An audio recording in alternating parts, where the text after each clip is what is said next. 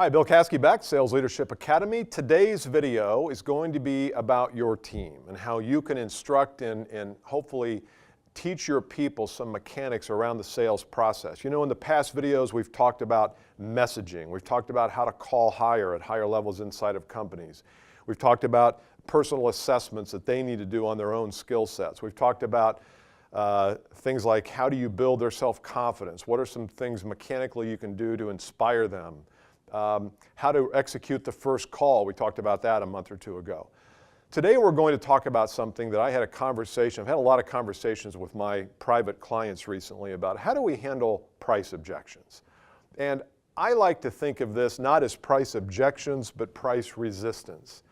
And I think resistance is something that feels more real to me than an objection. Because sometimes if I say to you, hey, your price is really high, that's really just a report. It appears that there's some resistance. I'm not saying your price is too high and I'm not going to buy from you. So what you don't want to do is get defensive and launch into a overcoming of the objection thing like they used to teach back in the 70s and 80s. That never did work, but it doesn't work today either. But we're going to teach you how to teach your people how to handle price objections. Because I think if your people have a system for that, have a template in a way of, okay, when I feel this price resistance coming on, how am I going to deal with that? I think your people will be much stronger. And this, by the way, is something that you don't just do this one time. Price resistance happens all the time. So let's talk about how to do that. So again, the key word here is a system. A lot of times I'll go into an organization and I'll find the best salesperson and I'll say, John, how do you deal with price resistance? Well, I just say this and say that and say this and say that, and they say, okay. And everybody around the table is like, well, wait a minute, what did you say first? And how did you say it? And what tone did you use? And what did he say when you said that? There's never a system. So I want you to teach your people how to create a system for how to handle price resistance. A system has steps to it. It could just be one page, but I think it's important that you have a page devoted to this. And it doesn't just have to be this that is part of your system. You could create systems for first call, which we did, as I said, a couple months ago. But we've never talked about price resistance, and I think it's important because if your people don't have the right state of mind when they go into these situations, a little price resistance will throw them off their game. And I don't want that. So here we go. 5-step process. Number one, you want to make sure their mind is right. If you have a strong state of mind and you're feeling abundant and you're detached and your pipeline is loaded and everything you touch turns to gold and you get price resistance, what's the response going to be? It's probably going to be some form of, hey, you know what? If this is not a fit right now, it's totally okay. We can't lower the price. The price is the price. But if it feels like it's not commensurate with the value you're going to get for what you're going to buy, then you probably shouldn't buy it, which is always the right answer. But when we're in the wrong state of mind, we will get defensive. And we'll start answering and overcoming and handling and navigating and manipulating and all the mechanics that don't work very well. So I want to make sure your people are in the right state of mind, because if they're not, none of the rest of this stuff it just can't happen. So that's why I think you have to continue to stress an abundant market and a detached mindset. Abundant market, detached mindset. When I look at my market, there's unbelievable opportunities, but my mind is always detached from the outcome. It doesn't mean I don't care. It means I'm detached from the ultimate outcome. So if you can get your people can get your mind right, then they'll be able to do the rest of these things. Okay? Number two is when the price resistance comes up. And I would even suggest that your people know when it's coming up before it comes up. An example is, I had a client who I had talked to a couple times about doing some work for. And this is a fairly small client. It's kind of at the lower end of the food chain in terms of where we like to work. We like to work with 20 to 50 to $200 million companies. This was like a $3 or $4 million company. But I was personal friends with her. I'd worked with her in the past. It was a very profitable business. She had great sights for growth. And so I sent her the proposal, and I told her roughly what it was going to be. I didn't want to surprise her in the proposal. But she got the proposal. I think when she saw it in black and white, she kind of freaked out a little bit. So I kind of surmised that. I talked to her for 5 minutes one day, and I kind of surmised that there was some price resistance. So when I talked to her a couple days ago, I called her up and I said, look, I sent you the proposal. We didn't have a chance to go over it. I know our time today is scheduled to go over that. But I sensed the other day that the price, even though we had talked about it, it felt a little too much, or it just felt sort of out of sync with the value. So tell me a little bit about that. And what did she say? She said, you're exactly right. You read my mind. And then we had a really nice conversation about price and value. And the more she talked herself back into the value that she was going to get that made the price irrelevant. She has a $500,000 worth of pain. And the $60,000 price tag on a $500,000 worth of pain wasn't a big deal. But it's taken on its own on a piece of paper, on a 14-point Helvetica print type, it looked scary to her. But I had to have the courage to ask her up front. What I didn't want to do is leave price to the end, and then we have a conversation, and now we're kind of in an arm wrestling match. So I want you to have the right mindset, but I want you to seek to understand. Stephen Covey said it, seek to understand, then to be understood. I wanted to be able to understand where she currently stood on that. So if it's a situation where your salespeople are sending out proposals, and let's say that half the time you get price resistance, I would bring it up first. If 99% of the time you get no price resistance, which is unlikely, but maybe you don't, then I would never bring it up. But I think when the odds are 50-50 you're going to have it, I would lead with it.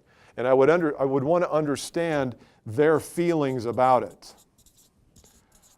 I think it's always important to understand and acknowledge feelings, not just thoughts.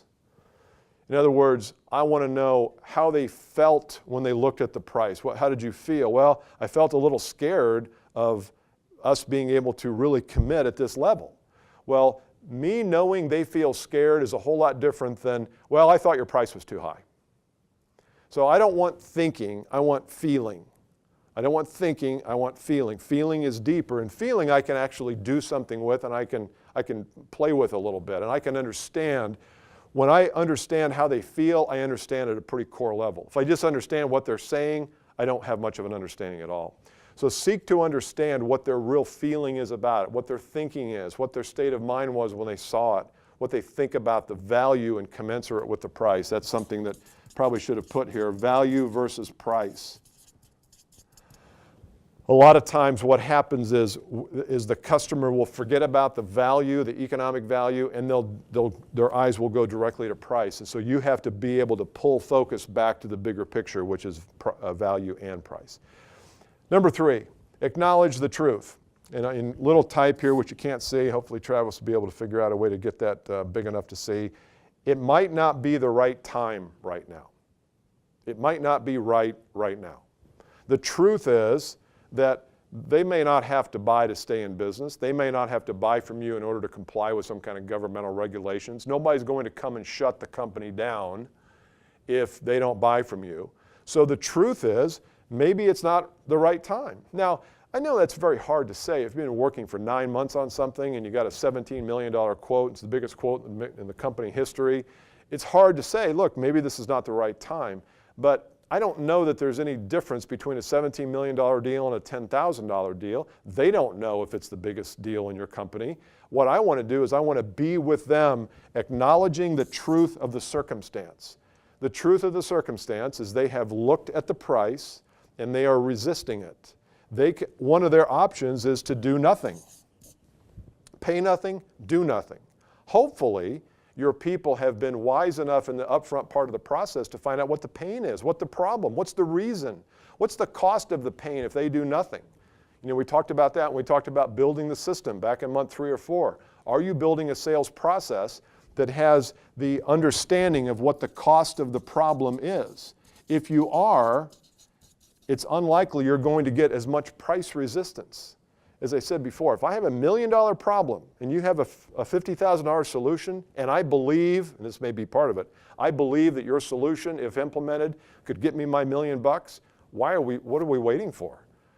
The problem is if you haven't discussed the economic cost of the problem and now you hit them with a price, they don't have anything to compare it to. We've talked about the concept of juxtaposition.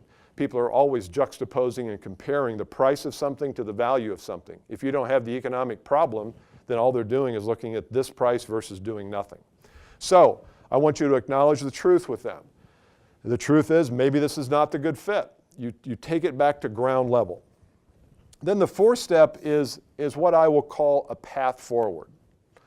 So let's say that your people have quoted and you're getting some price resistance, and you find out you say to them, or your people say, look, this may not be the right time. Maybe this is just not a fit at this point. And they say, well, I still need the problem solved though, and I'm just not sure what to do. I'm kind of in a quandary. I don't know what to do. You have to reset and help them with the path forward. You have to set the stones out here so that they have a place to walk. You have to set, here's where we are now, here's where we're going, here is step 1, step 2, step 3. Even if you've done this before, now things have changed. So I want you to think about, okay, if somebody says to you, well, I'm just not sure, it's a lot of money and I still want the problem solved, but I don't know what to do. Why don't you call me back in 6 months? Well, we know what's going to happen if you call them back in 6 months. They won't remember who you even are. But I want to suggest a way to get from where they are, which is they're not sure, to maybe at some point the answer is a definite no. I'm okay with helping them get to a no. I'm okay with helping them get to a yes. What I don't want to do is wait 6 months because nothing's going to change. So what is that path forward for them? You could say something like, well, look, I can call you back in 6 months, but I'm not sure I'm not serving you very well by doing that. Here's what I would recommend we do. I think you should invite me in, get the team together. I'll bring my team, or I'll just bring whomever, and we'll get together and we'll kind of reset. We'll just restart again, not all the way back to the beginning, but let's just look again at what the value of this is. Do you really want to do it? There might be some ways we can work on pricing or on terms or on payment schedules. There's an infinite number of things we can do, but I want you to become more committed to the value of this, and I just don't sense you are right now. So my recommendation would be 1 meeting, 2 hours at your place within 2 weeks. You have to propose something that's going to help them get off this path, which is call me back in 6 months. Now, it could be that after you meet, you have this 2-hour meeting, you all decide, you know what, this makes no sense. We're not going to go any further. It's over, done. The answer is no. I'm not going to sell to you ever again. That could be your answer. But at least it's made with the right kind of background. At least you've given another shot to heading down a path. If you just say to them, well, you know what, I know you're in a quandary and I know you don't really know what to do. I'll tell you what, when you know what to do, you call me back. I'll be sitting here waiting by the phone. Well, that's not helpful. That's not useful to them. It's not helpful at all. So as I look at my intention in the sales process, my intention is always to help the customer. I can either help them not buy by having this meeting and them saying, are we all deciding no? Or I can help them get back on the path by suggesting a path forward. But either way, it's a reset. It's you just dialing everything back and saying what has happened before is irrelevant, but here's where we are today and we need to move forward. I think you'll find that your team picks up on this. This is a system. Every time they get price resistance, they got to go through this little checklist. And what happens is once you do this about a dozen times, it becomes natural and instinctive and organic and sort of automatic, and that's where you want it.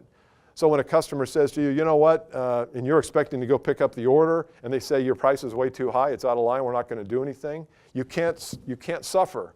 You can't launch into attachment and anxiety and pressure. You have to immediately, boom, as soon as you hear that, you click into the system. I understand. I understand why you say that. Let's talk a little bit. Let's talk about it. Tell me a little bit about how you feel about this, how you came to this conclusion. So if you practice, great athletes practice those things that they're not so good at. They also practice what they're really good at, but they practice those moves and those cuts and those issues that they need help with. Golfers aren't naturally good at every part of the game, but they need to be. Pro golfers need to be good at putting and sand wedges and mid-range irons and off the tee. And so they need to have a system. You need to lock into a system and get better at this. So I would encourage you to teach this to your people. Feel free to have them watch this video where I walk through it. Mind right, understand the feelings, acknowledge the truth, which may mean that there's nothing there.